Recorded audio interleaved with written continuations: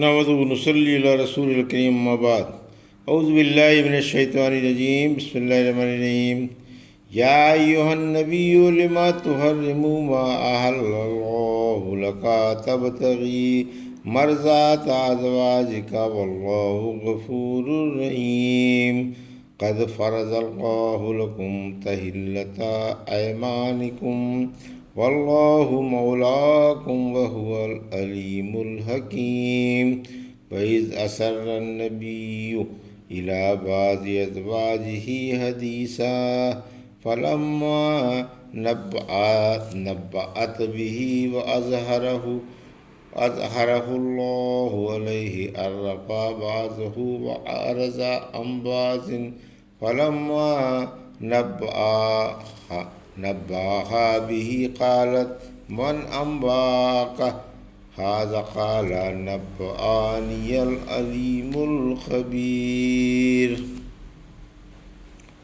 ابھی آپ نے سورۃ تحریم کی آیت 1 سے 3 کی تلاوت سماعت فرمائی۔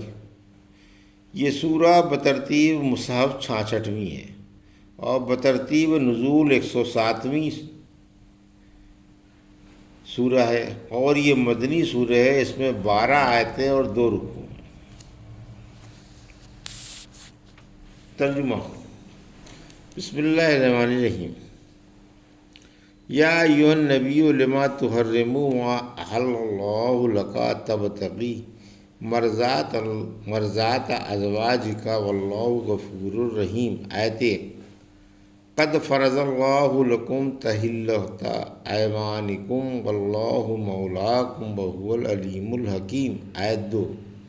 وَإِذْ أَسَرَّ النَّبِيُّ إِلَىٰ بَعْضِ أَزْوَاجِهِ حَدِيثًا فَلَمَّا نَبَّأَتْ بِهِ وَأَظْهَرَهُ اللَّهُ عَلَيْهِ عَرَّفَ بَعْضَهُ وَأَعْرَضَ عَن بَعْضٍ فَلَمَّا نَبَّأَهَا بِهِ قَالَتْ مَنْ أَنبَأَكَ هَٰذَا قَالَ نَبَّأَنِيَ الْعَلِيمُ الْخَبِيرُ۔ آیت 3۔ میں اللہ کے نام سے شروع کرتا ہوں جو بڑا مہربان اور نہایت رحم والا ہے۔ اے نبی صلی اللہ علیہ وسلم، جو چیز اللہ نے آپ کے لیے حلال کر دی ہے آپ اسے کیوں حرام فرماتے ہیں؟ کیا آپ اپنی بیویوں کی رضا ڈھونڈتے ہیں؟ اللہ بڑا ہی بخشنے والا اور بڑا ہی مہربان ہے۔ اللہ نے تمہاری قسموں کے توڑنے کا طریقہ مقرر فرما دیا ہے۔ اللہ تمہارا کارساز ہے اور وہ خوب جاننے والا اور بڑی حکمت والا ہے۔ جب نبی صلی اللہ علیہ وسلم نے اپنی کسی بیوی سے کوئی پوشیدہ بات کہی، پھر جب بیوی نے اس بات کی خبر دے دی اور اللہ نے اسے اپنے نبی صلی اللہ علیہ وسلم پر ظاہر کر دیا، تو نبی صلی اللہ علیہ وسلم نے کوئی بات جتا دی اور کسی سے اعراض کیا۔ پھر جب نبی صلی اللہ علیہ وسلم نے بیوی کو اس بات کی خبر کر دی تو بولی کہ آپ کو کس نے اس کی خبر دی؟ فرمایا مجھے جاننے والے اور خبر رکھنے والے اللہ نے خبر دی۔ یہ تھا ترجمہ سورۃ تحریم کی آیت 1 سے 3 کا۔ تفسیر۔ آیت 1۔ بیان کیا جاتا ہے کہ یہ آیتیں ماریہ رضی اللہ عنہ کے بارے میں اتری۔ انہیں نبی صلی اللہ علیہ وسلم نے اپنے اوپر حرام کر لیا تھا۔ انس رضی اللہ عنہ فرماتے ہیں آپ کی ایک لونڈی تھیں جن سے آپ خلوت کیا کرتے تھے۔ عائشہ رضی اللہ عنہ اور حفصہ رضی اللہ عنہ کے کہنے سننے سے آپ نے انہیں اپنے اوپر حرام کر لیا تھا، تو یہ آیتیں اتری۔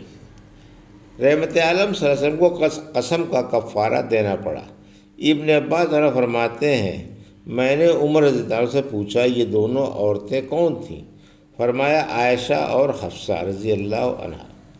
ابراہیم رضی اللہ عنہ کے بارے میں قصہ تھا۔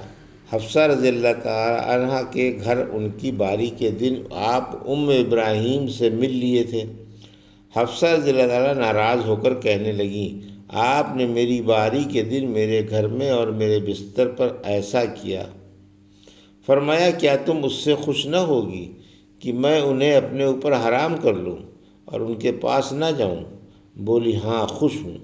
چنانچہ آپ نے ماریہ رضی اللہ عنہ کو اپنے اوپر حرام کر لیا اور حفصہ رضی اللہ عنہا سے فرمایا کہ اس کی کسی کو خبر نہ کرنا، لیکن انہوں نے عائشہ رضی اللہ عنہا سے کہہ دیا۔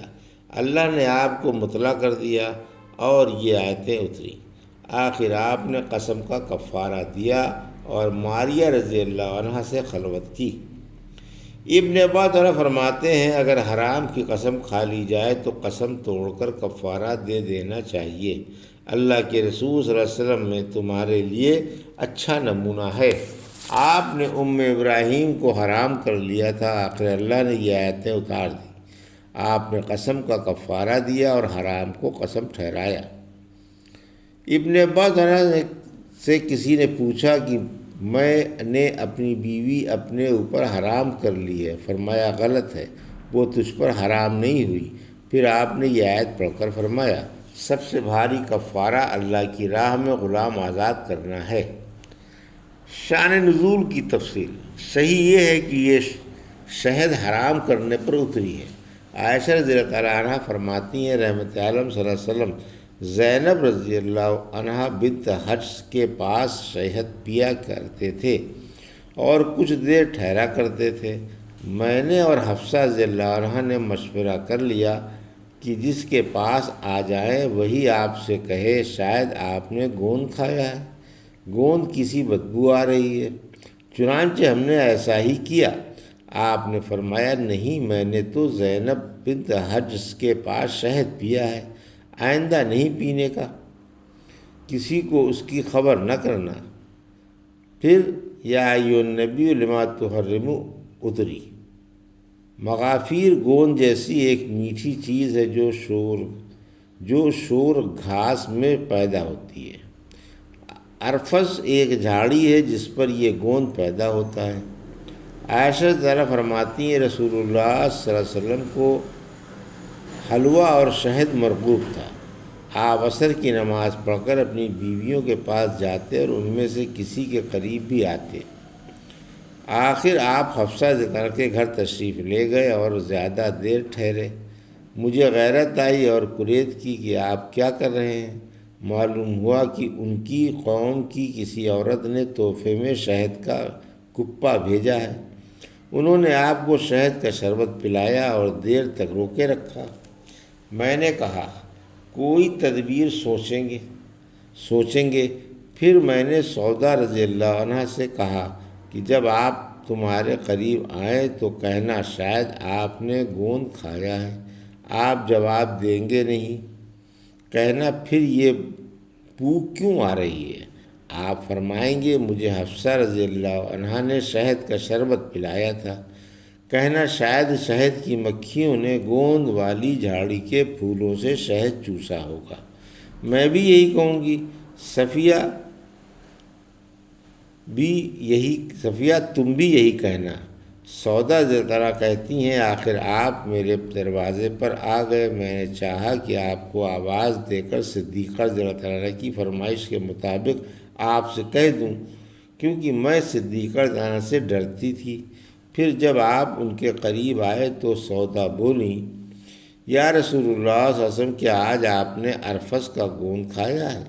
فرمایا نہیں۔ بولی پھر یہ بو کیسی آ رہی ہے؟ فرمایا مجھے حفصہ رضی اللہ عنہ نے شہد کا شربت پلایا ہے۔ بولی شاید اس کو مکھیوں نے ارفس کے پھولوں کو چوسا ہوگا۔ صدیقہ رضی اللہ فرماتی ہیں پھر جب آپ میرے پاس آئے تو یہی بات میں نے کہی۔ صفیہ رضی اللہ عنہ کے پاس گئے تو یہی بات انہوں نے کہی۔ پھر جب آپ حفصہ رضی اللہ کے پاس گئے تو انہوں نے پوچھا کیا شہد کا شربت بنا کر لاؤں؟ فرمایا نہیں۔ سودا بولی ہم نے شہد کو حرام کرا دیا۔ میں نے کہا خاموش رہو۔ آپ کو بدبو سے سخت نفرت تھی، اسی وجہ سے ازواج مطہرات نے کہا کہ آپ نے ارفس کا گوند کھایا ہے، کیونکہ اس گوند میں کچھ نہ کچھ بدبو ہوتی ہے۔ جب آپ نے فرمایا کہ میں نے تو شہد پیا ہے تو انہوں نے کہا شاید مکھیوں نے ارفس کے پھولوں کا شہد جمع کیا ہوگا کہ شہد میں وہی بدبو ہے۔ یہ تھا سورۃ تحریم کی آیت 1 سے 3 کا ترجمہ اور تفسیر جو بھی آپ نے سماعت فرمائی۔ بارک اللہ علی ولکم فی القرآن، رفعنا ایاکم بہذا الذکر الحکیم۔